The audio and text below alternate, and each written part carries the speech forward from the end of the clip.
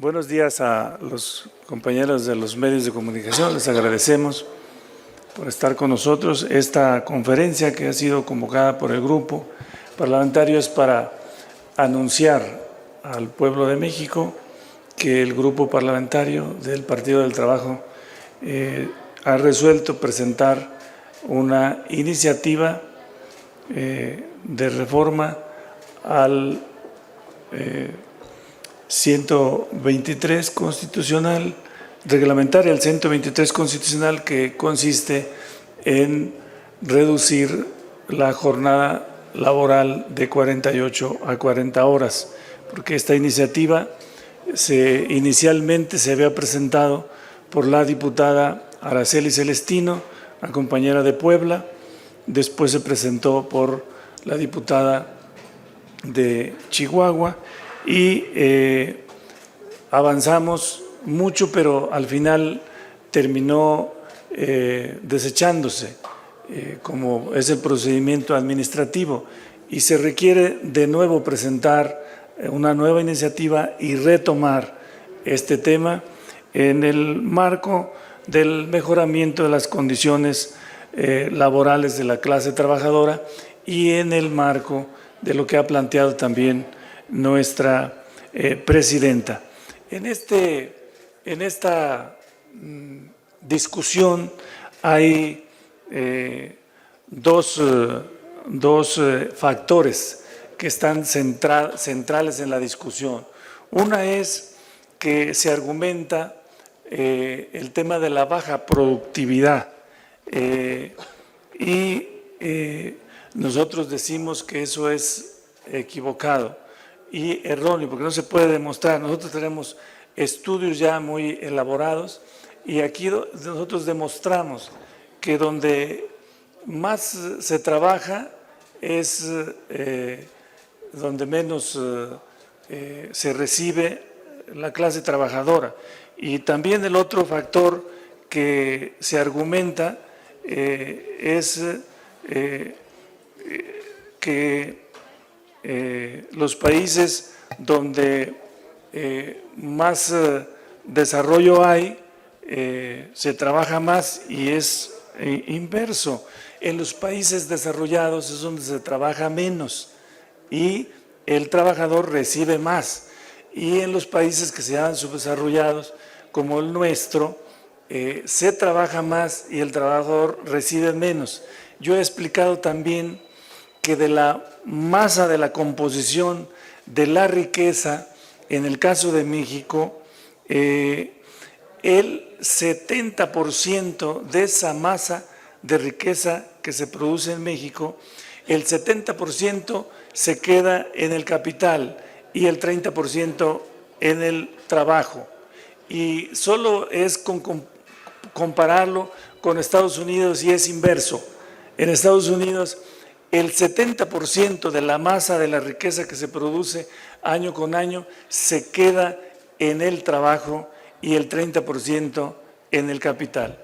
Ya no se diga el tema de los Países Bajos, que ahí está mucho más corta la brecha de desigualdad.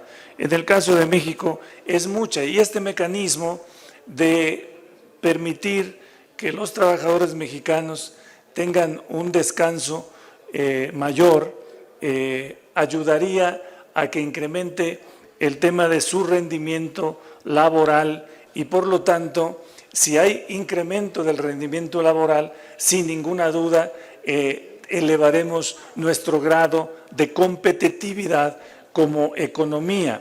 Y por eso sentimos que es necesario que esta iniciativa de nuevo se retome y inicie la discusión en su procedimiento legislativo de nuevo, y estamos convencidos de que la vamos a poder lograr en el marco de la Cuarta Transformación y en el marco de ir mejorando las condiciones laborales de los trabajadores en México. Están conmigo aquí todos los diputados. Hemos resuelto como grupo firmarla todos, y bueno, si algún diputado quiere hacer uso de la palabra, aquí está el micrófono, y si no, estamos a sus órdenes por si hay alguna inquietud, alguna pregunta. Angélica Melín, de MBS. Sí.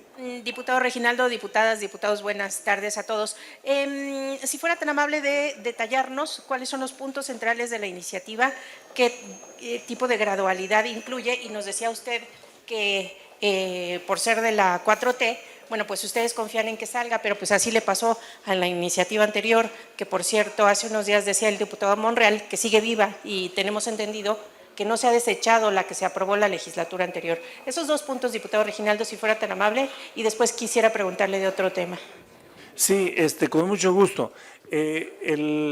Está en este momento desechada la iniciativa, no tiene procedimiento porque nuestra ley, nuestro reglamento establece que lo que no tiene acuerdo como dictamen de la Junta de Coordinación Política para que pase a pleno, entonces todo eso queda desechado. Recordarán que hicimos una reforma a eso para desahogar todo el rezago legislativo que traemos, que eran de miles y miles y miles de iniciativas, y ahora eso ya no existe. Y entonces por eso ya está totalmente desechada y por eso el grupo parlamentario ha resuelto retomar esta iniciativa y presentarla de nuevo para su trámite. En el tema de, estamos realizando estudios que es un poco las críticas que nos hacen en el tema de la baja productividad y por eso también les decimos con toda claridad, estamos haciendo nuestros ejercicios, nuestras valoraciones para ir al tema que nos señalas del asunto de la gradualidad. Ese es un tema que está a debate porque unos sí plantean que vayamos a un tema de gradualidad y otros, como nosotros, planteamos que no debe ir a un tema de gradualidad, que debe ir a un tema definitivo. Y entonces estamos en esa discusión, en ese debate. ¿Nos da los puntos centrales de la propuesta de cambiarle tal párrafo a la reforma? Digo, a la ley. Sí, nosotros la van a conocer ahora a plenitud, porque ya las vamos a presentar, pero para nosotros no va en el tema de gradualidad, para nosotros va en el tema definitivo, sin el concepto de gradualidad, porque no tiene sentido ir en esa lógica. Ok, insistirle con el tema, perdón, diputado Reginaldo, de la vigencia del dictamen que se aprobó en la legislatura anterior y que está en la mesa directiva con el resto de las cosas dictaminadas como las constitucionales que se aprobaron también en comisiones en la anterior legislatura. Sí, nomás que recuerden que los dictámenes que pasan a la discusión de pleno tienen que tener un acuerdo de Jucopo, de la Jucopo saliente. Y la Jucopo saliente solo acordó las que envió el presidente, que pasaron por la Comisión de Puntos Constitucionales. Ninguna otra más. Entonces no está en la mesa directiva el anterior. No está, otra vez, como es nueva legislatura, se establece que lo que no tuvo acuerdo de la legislatura saliente por su órgano de dirección, que es Jucopo, se desecha. Así quedó. Decía el diputado Monreal que sigue viva, que lo checó y que sigue viva, pero… Pues la checamos y no sigue viva y ahora va a seguir más viva que nunca porque la estamos proponiendo. ¿Sería, diputado Reginaldo, igual la de ustedes, así parece? ¿Perdón? Como nos lo cuenta.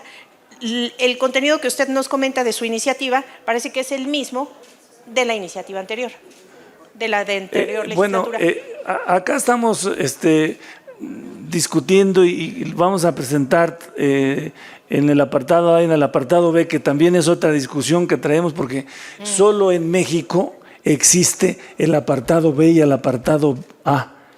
Es una cosa que se resolvió en términos políticos para poner apartado B, porque si ustedes recuerdan, el grueso de mexicanos sindicalizados están en el apartado B, pero son los trabajadores del Estado. Entonces quisieron separarlos de una sola, digamos, legislación en favor de los trabajadores, y los que están en el apartado B, pues son muy pocos. Nomás para que tengas idea, en México solo el 7% de trabajadores del país está sindicalizado. Hay una cultura sindical escasa. Okay. Y no sé si ya le puedo preguntar de los otros dos asuntos que tenemos interés en conocer su opinión. Sí, Marito, a ver. Es que tenemos a Jorge Almaquio. Que nos aclare ese punto. Diputado, A mí también me extraña el asunto de que dice que esta iniciativa de las 40 horas está ya desechada. Pues según hasta donde yo sé, todo lo que se dictamina pasa a mesa directiva y se puede retomar en la siguiente legislatura. ¿Por qué la prisa entonces con las 20 iniciativas que mandó el presidente, que se quedaron en mesa, dictaminadas? ¿Y por qué esas no las desecharon? Porque las iniciativas de reforma constitucional que envió el presidente tienen prioridad para nosotros, y esa prioridad, por eso se le dio todo el debate que era necesario dar, incluso a petición de nuestra presidenta, se abrió nuevamente el Parlamento abierto y se fue a todo el país, y esas iniciativas terminaron en dictamen, pero no solo en dictamen, terminaron con acuerdo de la Jucopo para irse a pleno, y ninguna que no tuvo acuerdo de Jucopo no fue a pleno, independientemente de que quedara en mesa directiva. ¿Entonces nos engañaron? No sé quién les engañó, quién les haya dicho, nosotros no. Jorge Almanquio del Heraldo. ¿Vas a preguntar otra cosa? No, de lo mismo, de los… De la Ahorita vamos, es económica. Sí, buenas tardes. Yo preguntarles acerca de precisamente estos estudios que van a realizar, si van a tomar en cuenta el impacto económico que van a tener en las empresas, porque precisamente los representantes de las pequeñas y medianas industrias señalan que el impacto no es lo mismo que podría tener una empresa como Coca-Cola. ¿Por qué? Porque tienen menos trabajadores y tienen más cargos que realizar, incluso les cobran más impuestos que las empresas grandes. Si en este estudio van a tomar en cuenta esa situación de la gradualidad, porque definitivamente ellos señalan que no podrían tener, bajar esas horas y que le suban el aguinaldo y que le suban el salario, y lo que tendrían que hacer es precisamente recortar los beneficios de los ingresos de los trabajadores, porque sí les afectarían estas 40 horas, tendrían que contratar horas extras y bueno, sería otro gasto que tendrían que realizar. ¿Van a tomar en cuenta para poder cambiar o modificar su posición? Mira, le voy a leer este pedacito de las reflexiones que hemos hecho para llegar a esta iniciativa en el concepto que nos dicen de la baja productividad o de la productividad. Mira, el tema de la baja productividad, ante una realidad que no concuerda con el argumento de la población poco dispuesta a trabajar, surgió otra tesis para explicar el subdesarrollo, la pobreza y los bajos salarios, los bajos niveles de productividad. Dicho argumento sostiene que los países más pobres deben trabajar más porque son menos productivos. En cambio, los países más ricos pueden dedicar menos horas al trabajo, además de tener salarios más altos, porque producen más bienes y servicios con menor esfuerzo, gracias a mayores niveles educativos, a una mayor dotación de capital físico y sobre todo al papel del trabajo técnico. Y aquí nosotros demostramos con toda claridad que eso es falso.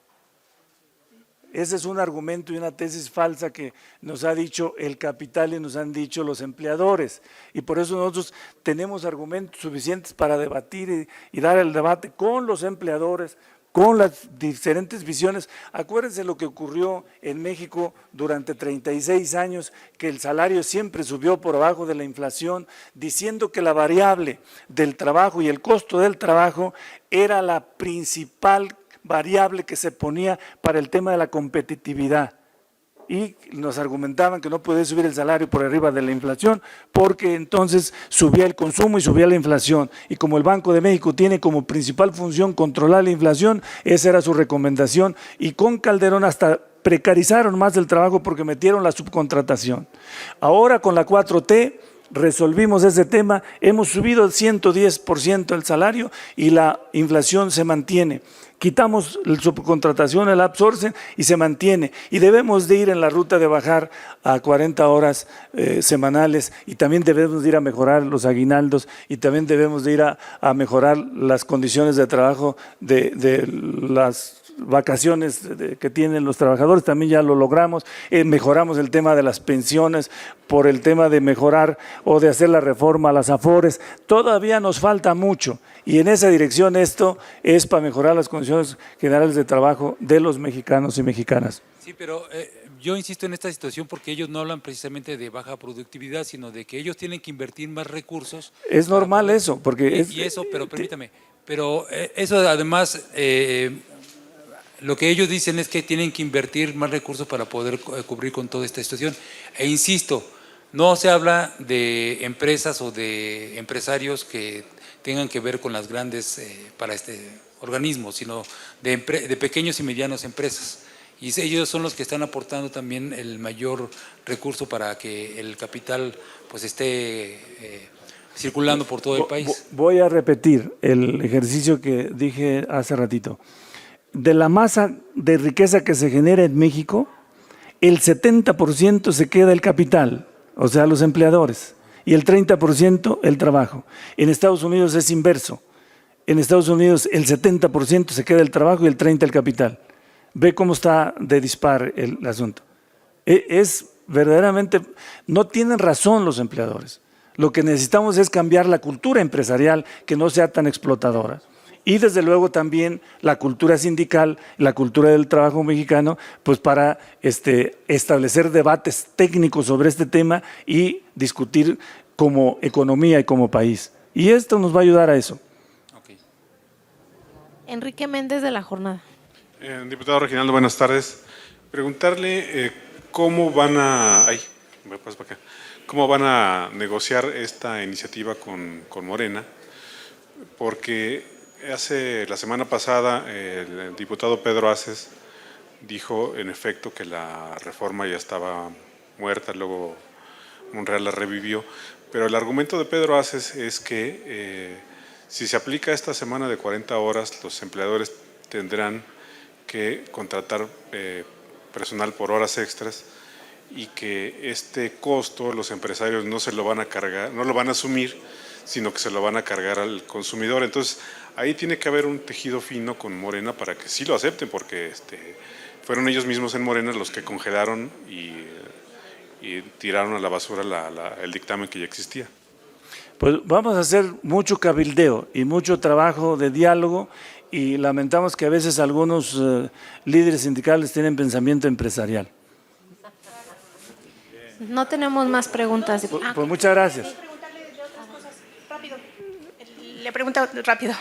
En comisiones, diputado Reginaldo, está la negociación entre las fracciones parlamentarias. ¿Cómo le va a ir al PT? Morena, ¿qué le va a dejar al PT para comisiones? No es que nos va a dejar. Al PT le corresponden 5 comisiones según su correlación de fuerza, su proporcionalidad. ¿Ya saben cuáles? Y tenemos en este momento que estamos disputando mantener las 4 que tenemos más una más. ¿Cuáles tenemos? Infraestructura, bienestar, vivienda, relaciones exteriores y una más. ¿No van a aceptar que Morena les agandalle? No, porque no nos puede agandallar. Bueno, vamos a ver, una buena. ¿Como cuál? Porque las más buenas ya las Todas ganó son, Morena. todas son de mucho trabajo, de mucha responsabilidad, todas son buenas y vamos a tener 5, no tengan duda de eso. Y queríamos preguntarle su opinión sobre la estrategia de seguridad que hoy se refrenda, la continuidad a la estrategia aplicada en el gobierno del presidente López Obrador.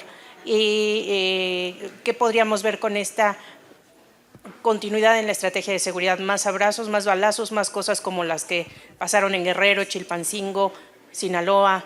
¿Qué podemos ver? Y si estarían de acuerdo en que el secretario Harfuch venga a explicar la estrategia de seguridad aquí. Sí estamos de acuerdo en que dialoguemos. Y primero respaldamos, dijimos desde el inicio, al 100% a nuestra Presidenta de la República y al 200% al pueblo de México. En ese sentido, nosotros vamos a apoyar la estrategia de seguridad que planteó nuestra presidenta y que explicó en estos 4 ejes, y sin ninguna duda debemos decir también con toda claridad que lo que tenemos ahora de violencia e inseguridad no es de la 4T para atrás, eso es de los últimos que nos dejó el modelito neoliberal, que había un concepto que se llama narcoestado y que el secretario de Seguridad Pública operaba para la delincuencia y 50 presos en Nueva York ya declarado culpable, nomás espera su sentencia. Entonces imagínense desde dónde viene este problema y para enderezarlo, la raíz que trae y también el formato. Y no hay duda de que es combatiendo las causas, fortaleciendo la Guardia Nacional, el tema de la inteligencia y el tema de la Subsecretaría de Seguridad, que va a ayudar mucho en la estrategia, pero hay que avanzar en el asunto de la inteligencia para poder ir sobre los delincuentes que andan, sobre todo en el tema de extorsión y que controlan territorios y cosas de esas. ¿Pedirían ustedes en particular una reunión, no sé si en el Pleno o bueno, comisiones no hay, con el secretario? Sí, vamos a tener diálogo con el secretario como grupo, como Cámara, vamos a establecer mucho diálogo en eso, no tengan duda, y le estaremos manteniendo informados. Muchas gracias. Gracias.